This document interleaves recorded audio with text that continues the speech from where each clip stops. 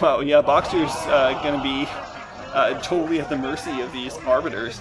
And without that tank, he's not going to be able to make any progress against those cannons, really. So, very smart stasis there by Garimto, and now 3 Arbiters and a Scout are hacking away at this Vulture, trying to take it down.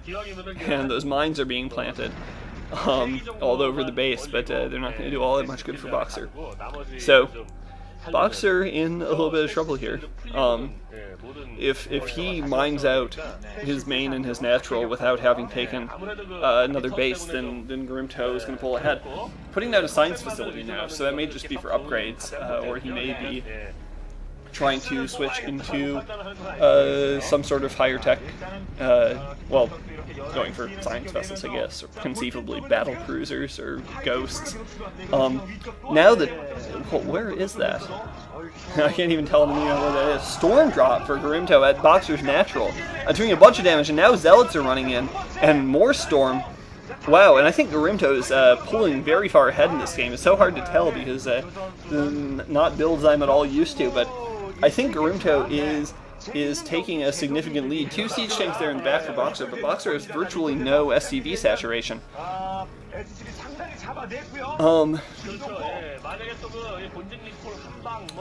Anyhow, I sort of got distracted from what I was saying about maps, but you know, to be even more polemical, one that I'd really like to see a wider variety of maps in professional StarCraft. I'd like to see, for instance, island maps brought back. That was something that used to be around in Star Leagues and isn't anymore. Plasma, I think it was sort of a semi-island map. It really didn't play that way. I'd like to see bigger maps, you know, 264 by 264, like some of the old Blizzard maps, like Killing Fields or whatever. I'd like to see more open maps. Just a wider variety, because I think it would give rise to a wider variety of StarCraft and would force players to be a little bit more innovative and not just play sort of the same builds or the same 2 or 3 builds depending on which slight variation of map style they're on. I'm sure a lot of people will disagree with me and point out that there are big differences between the various maps that get played, but I don't know, just an opinion. I don't know if anyone's ever Storm drop and Zealot recall there into the back. Sorry if I'm not talking about the game enough, but you know, this is sort of a casual cast. Zealot's getting annihilated by fire bats in a bunker. That's another thing you don't see very often, but very fun when you do. I don't know if anyone's played the old Blizzard map Primeval Isles. That's an 8-person 264 by 264 island map with probably 3 or 4 dozen islands scattered around everywhere. Oh, and that's where Garimto's expansion is. It's in the middle, top left of those 3 expansions in the middle, and Boxer's trying to take that with tanks. But anyway, if anyone's ever played that game, that map, you can get some really fun games even against the computer, you know, playing 1v3 or something.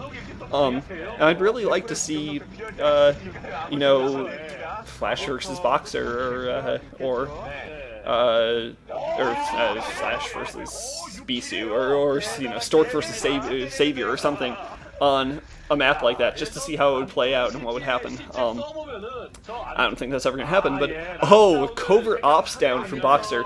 So Boxer is going to go for Ghosts, and Boxer is one of the few players who ever really made effective use of lockdown. If you go watch an old Boxer highlight video, you can see some other games where, I think it's TVT, where he just runs in with cloaked Ghosts and locks down about a dozen tanks and then moves in with his own tank force and just mops them all up in a few seconds.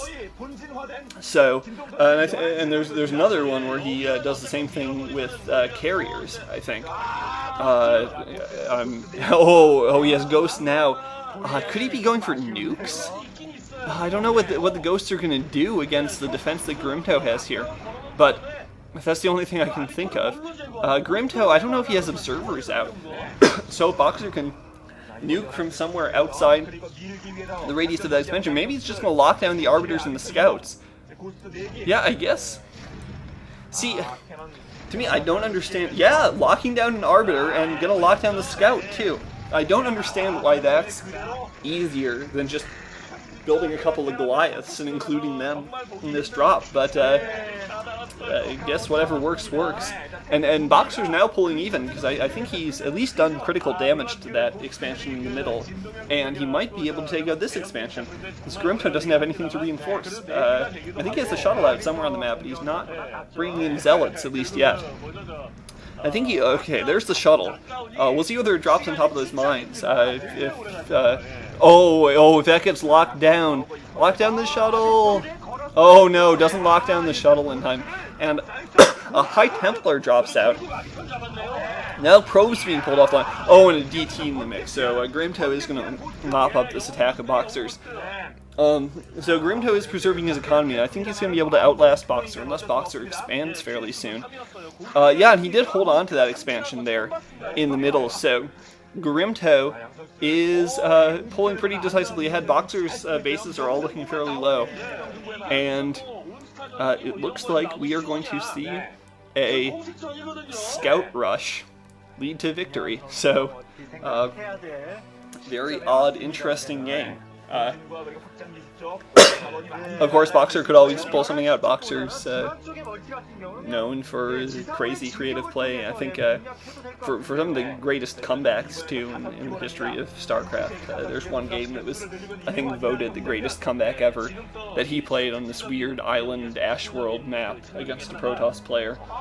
Now a recall coming into Boxer's natural. Boxer, meanwhile, going for another attack with about 5 dropships all the way across the map. And still, just zealots for Garimto. I think we've gone this entire game without seeing a single Dragoon out in the field. And yeah, it's just crazy weird build there. One that I again, don't think would stand up nowadays, but yeah, just big force, though, dropping in for Boxer. Boxer has a huge force out now. More ghosts in the mix, and... Oh boy, I don't know. I still think he'd be better served with Goliaths than with this recall strategy, but he does look, again, like he's going to mop up this base if he can defend against a counter drop from Garimto. Still does have that ghost there if he can lock down a shuttle. Looks like something's moving northwards. There's probably going to be a shuttle from Garimto. Maybe it'll be an Arbiter for another recall. And both players just running off such low economies. By this stage in the game, technologically, wow, and the Nexus does go down, so this expansion's been wiped off the map. And Boxer's going to be able to, locking something down there. He's going to take it out with his ghosts, I think.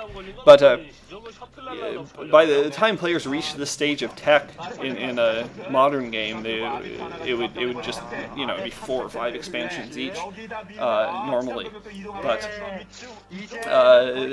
back in the day, back in this era of StarCraft, players would tech much faster and much lower economy, I guess, and go for a lot of tech choices off very small econ, and Boxer might now be about to win this game, because he's taken out that top left expansion. Now he's bombarding the middle expansion. I don't know what Garimto has left, because Garimto going for all those zealots is a very mineral heavy build, and he's exhausted the minerals in his natural, so I think, I mean, maybe he just spent too many minerals too fast, and now he's not able to replenish his force out of... he only has 3 gateways at this point still, I think. Yeah, but this base looks like it's about to go down. I don't know if there are any more ghosts to lock down that Arbiter, but Boxer has 3 tanks hammering away. That Nexus is definitely going to go down. And Garimto GG's, wow. So... I counted Boxer out. I thought that he had his economy was going to fail, but it looks like Garimto's economy failed first, and in a very odd, non-standard, unpredictable, and fairly exciting game, Boxer comes out ahead. So I hope you guys enjoyed this blast from the past, and leave me any comments or feedback, and I'll be back shortly with some more germane contemporary commentaries. This has been Hamilcar. Bye-bye.